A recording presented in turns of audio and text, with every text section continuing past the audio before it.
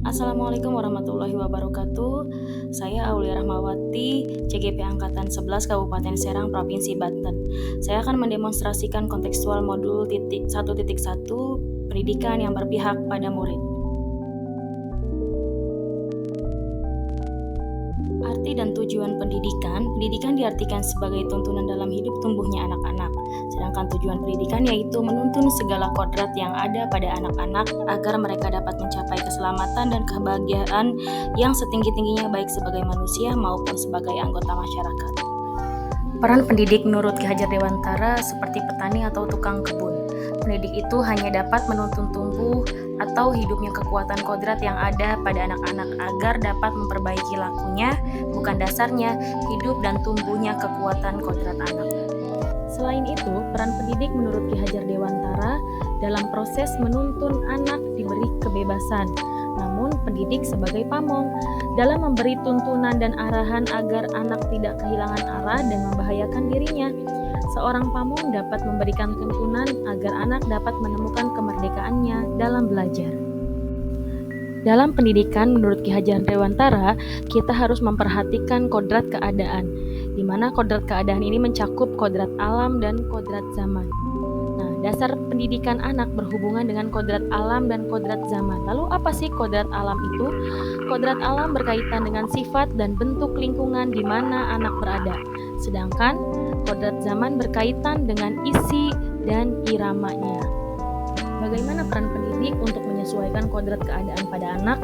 Nah, dalam melakukan pembaharuan yang terpadu, hendaknya selalu diingat bahwa segala kepentingan anak-anak didik, baik mengenai hidup diri pribadinya maupun hidup kemasyarakatannya, jangan sampai meninggalkan segala kepentingan yang berhubungan dengan kodrat keadaan, baik pada alam maupun zaman. Kodrat zaman sendiri yaitu pendidikan saat ini menekankan pada kemampuan anak untuk memiliki keterampilan abad ke-21. Nah, kodrat alamnya yaitu konteks lokal sosial budaya murid di Indonesia Barat tentu memiliki karakteristik yang berbeda dengan murid di Indonesia Tengah ataupun Indonesia Timur. Maka kita sebagai pendidik perlu menyesuaikan bagaimana kodrat zaman dan kodrat alam untuk anak murid kita.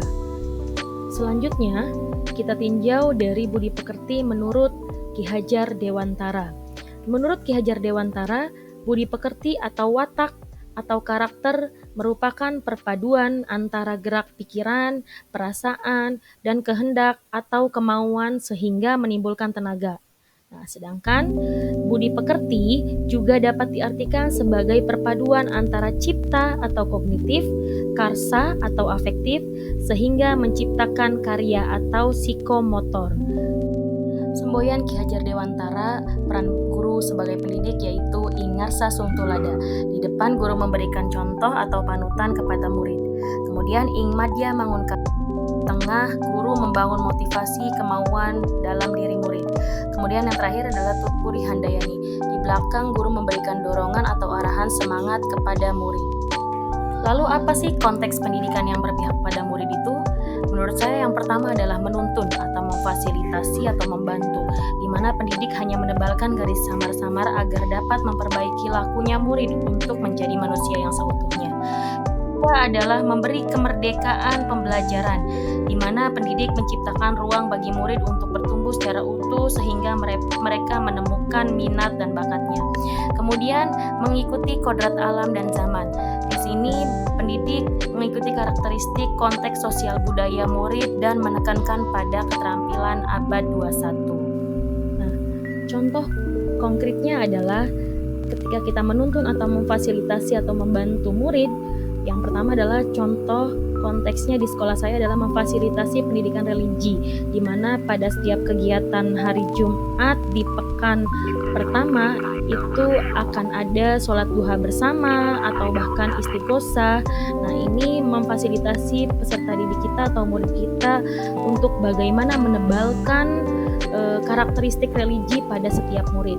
Kemudian yang kedua adalah ketika pagi hari siswa datang atau murid datang, kita menyambut dengan senyuman. Nah, ini adalah bagaimana kita mempertebal atau memfasilitasi garis-garis dari karakter murid yang mana mereka memiliki sopannya, senyumnya, sapanya, kemudian santunnya terhadap guru atau mungkin sesama temannya. Kemudian pendidikan yang berpihak pada murid adalah memberi kemerdekaan pembelajaran pada anak. Di sini dalam konteksnya adalah memberikan ruang bagi anak-anak untuk memenuhi minat dan bakatnya sesuai yang mereka inginkan. Pendidikan yang berpihak pada murid tentunya harus mengikuti kodrat alam dan zaman. Di sini saya melalui konteks pembelajaran berdiferensiasi, saya memberikan ruang kepada peserta didik saya untuk melakukan diferensiasi proses, diferensiasi konten, bahkan diferensiasi produk yang mereka inginkan. Nah, di sini saya lakukan pembelajaran kolaboratif dan memanfaatkan Google Site. Nah, di dalam Google Site ini saya tampilkan beberapa produk berupa poster, berupa video pendek, slideshow. Ini adalah hasil karya kreativitas mereka. Tantangannya adalah yang pertama, rendahnya motivasi dan minat murid terhadap program sekolah. Tentu solusinya melakukan asesmen diagnostik di awal pembelajaran dan memilih metode atau model, strategi, dan media pembelajaran yang menarik bagi siswa. Yang kedua adalah kompetensi pemahaman pendidik terhadap pendidikan yang berpihak pada murid belum menyeluruh. Nah, maka solusinya guru mengikuti workshop atau pelatihan untuk mengembangkan keterampilan dan penguatan pemahaman pendidikan yang berpihak pada murid. Yang ketiga adalah lingkungan. Nah, sistem zonasi ini sangat berpengaruh sekali pada siswa kita, sehingga perlunya kerjasama. Solusinya yaitu sosialisasi program sekolah kepada orang tua murid di awal tahun pelajaran, sehingga pendidikan bukan hanya tanggung jawab sekolah, tetapi tanggung jawab juga bagi orang tua. Terima kasih untuk pemaparannya. Saya ucapkan Assalamualaikum warahmatullahi wabarakatuh. Salam bahagia untuk kita semua.